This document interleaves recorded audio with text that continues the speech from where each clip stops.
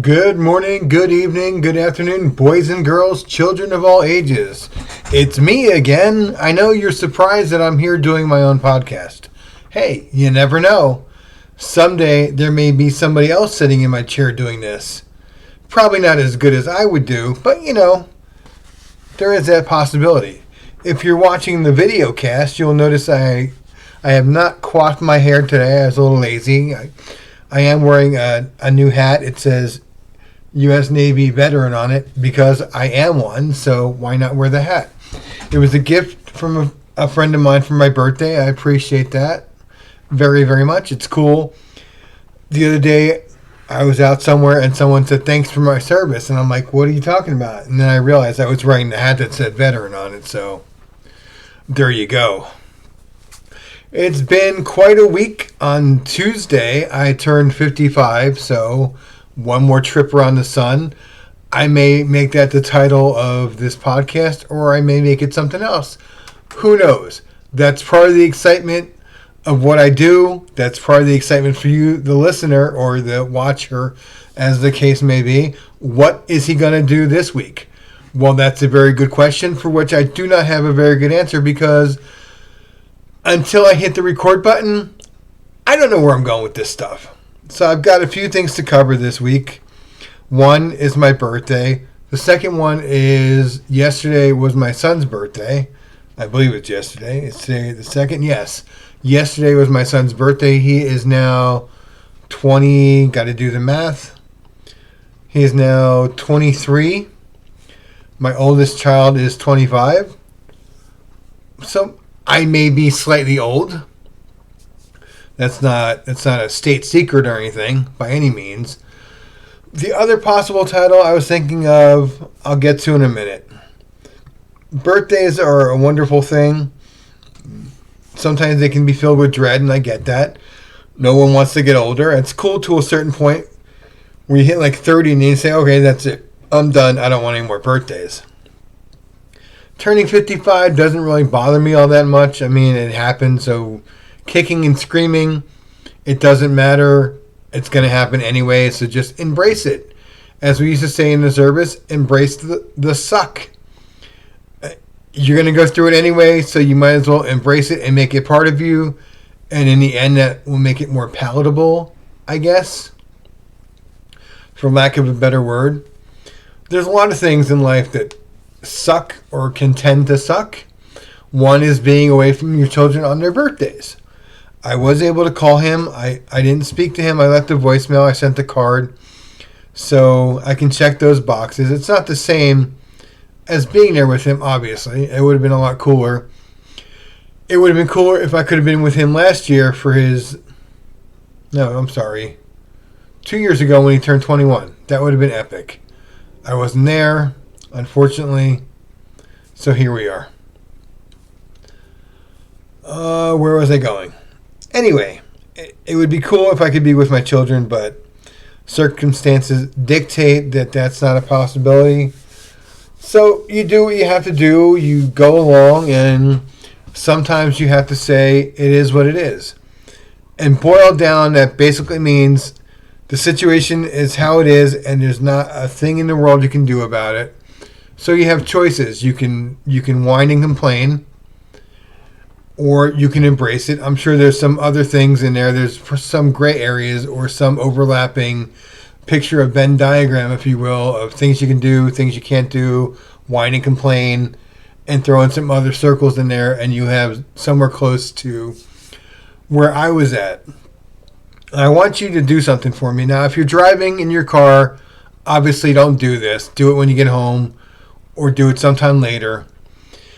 But I want you to close your eyes, and I want you to imagine that you're laying on your back.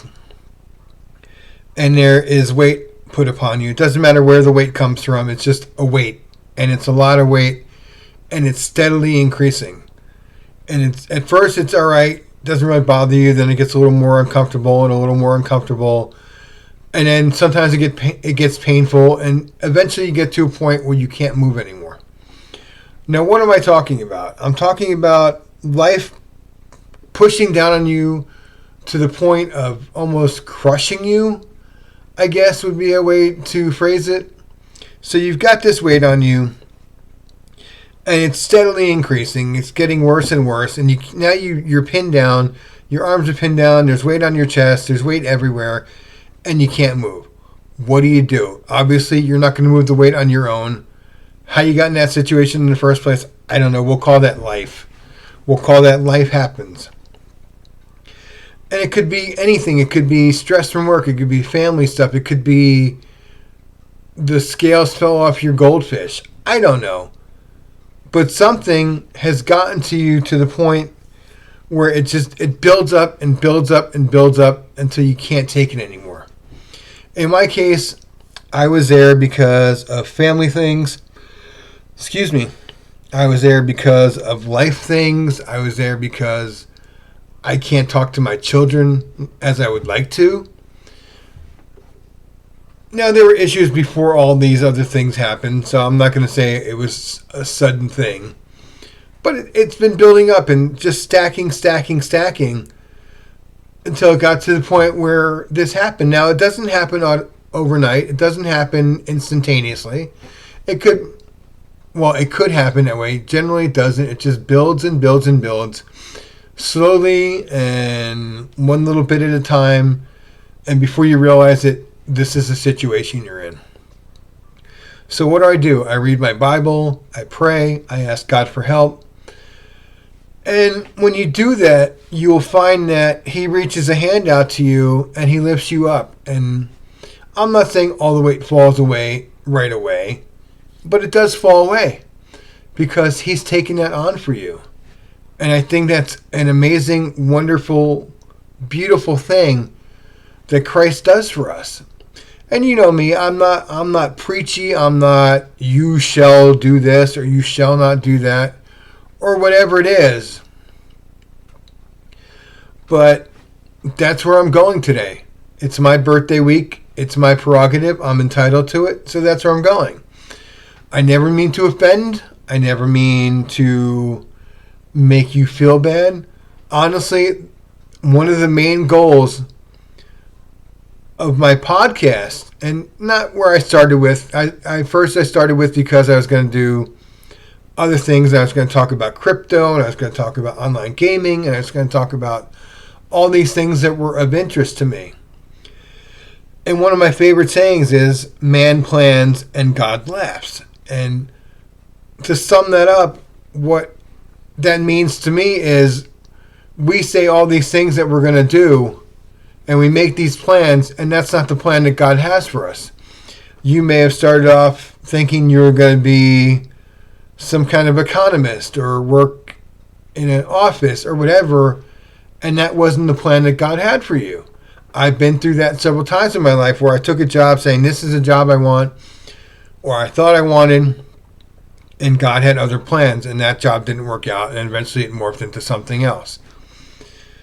At one point in my life, I decided that I wasn't going to sell insurance. There was absolutely no way on earth that I was ever going to sell insurance. And then I kept getting all these job offers for insurance. So eventually I took the test. I got my license. Excuse me. I hooked up with someone who became my friend, Mac.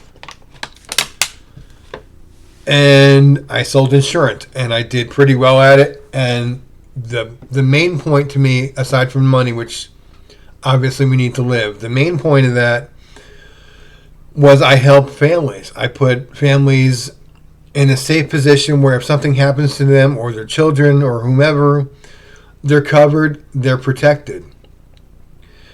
So eventually my reasoning for the podcast morphed into, when I do these things, I don't necessarily have a theme in mind or a plot in mind or any of those things. It just it's off the cuff. It's from the heart. Sometimes it's things that I feel that God has impressed upon me to share with others in order to help them. I used to do the script thing. I would write out all my notes. I would write a script. I'm going to say this. It's going to last for however long. And then you read through it and you do the podcast, and what should have been a 20-minute talk turns out to be like 7 or something. And then what do? You stare at the camera. Well, actually, this was before I had the camera, so I would stare blankly up into space with dead air until I came up with, okay, what am I going to talk about now? So now I just go, I don't know that I would call this stream of consciousness, but it's pretty close to that, where just one thing leads into another and that flows into something else. And eventually I wind up with something that's somewhat cohesive, something that flows and makes sense. At least I think it does. And if it doesn't, please reach out to me. You can find me on Twitter. I'm at Athomewithcraig on Twitter. I'm in other places. I've got an Instagram, Athomewithcraig1. If you want to check me out there. I don't do a lot there, or I don't share a lot there because, honestly, I don't know what to share on a podcast Instagram page. Excuse me, I have a tickle in my throat today. So, circling back around, that's the goal of this, is to help people to try and be uplifting and encouraging and inspiring and all those words that end in ing. And I hope that you get something out of this. I hope that I help you in some way. Getting back to the other part of my title, it is what it is. These are dangerous people that can say those words. It is what it is, and they go on with life. They accept it. They embrace the suck. They take all that negative stuff and internalize it or get rid of it. Either way, but they go on with their life, and that's where I'm at. Does it hurt? Yes. Does it suck? Absolutely yes. 11 million % yes, it sucks that I am separated from my children. I'm separated from other things, and I don't have the things that I used to have. Did I want to be a 3-time divorcee at 55? Absolutely not. But again, I feel it's one of those things that this is something that had to happen, and I know there are people out there that will waggle their finger at me and wave their Bible at me and say, God says divorce is a sin. Yes, he does. However, I don't believe that God wants people to stay in horrible situations, especially ones that are violent or toxic or lead to harm in some way. I think it's better that you get divorced and heal yourself and get on with life rather than stay in a situation for 60 or 70 years because you feel like you're stuck. So embrace the suck, embrace the it is what it is stuff, and get on with your life. Let God help you shake the weight off. Give him your problems. That's one of the things that he's there for. He loves us. He loves you. You are not so far removed from God that he doesn't want anything to do with you. I think the only time it's too late is as you're drawing your last breath and you don't know him. And you've never had any kind of relationship with him, or you've never known who he is, or any of those things. So yes, it is possible to move on from a divorce. It's not easy. Well, in some cases, I guess if you really hate one another, it's easy. But even then, I think there's still some sadness and there's still some depression, I guess. There are other factors that you say, well, I was with this person for a long time. So you obviously have feelings toward them, or you still have feelings toward them. Not all negative. I get the negative stuff. Lord knows I've been in a position to hate my exes. I try very hard not to. I try to forgive them. I think that's an important thing, is to forgive your enemies as often as you can. It's a process. It's not something that's going to come easily. It's something that you have to work at a little bit at a time, day by day, sometimes minute by minute, sometimes week by week. Every situation is different. There are no two people on the earth that are the same. There are no two people that feel the same way or act the same way or react to something the same way. So, as I like to tell people, you do you, I'll do me, and there's no one-size-fits-all solution. Go out and get therapy. Go out and talk to some kind of support group. There are churches that run programs that I was a successful attendee of called divorce care. It really does help. Yes, there's a biblical slant to it, and if that's not your thing, I understand. But if you Google it and you ask around, there are groups that meet to discuss these very things. Whether it's losing a loved one or getting divorced or some kind of dependency on alcohol or drugs, there is a group out there that can help you. Now, I will say this. I know a lot of people that have gone through AA, and it did wonders for them. And I'm so very happy that they had that outlet and it helped them. I tried it twice, and both times it didn't work for me. All it wanted to do at the end of listening to an hour of people talking about drinking was to leave the meeting and go have a drink. So I walked away and I got help from other people, and I kicked the habit several times, and now I'm on like 4 months. My last drink was August 27th. Haven't touched it, haven't looked at a bottle since. And I think again that was God's doing, where he let me know that it was time for me to stop doing that. So I did. Wasn't easy.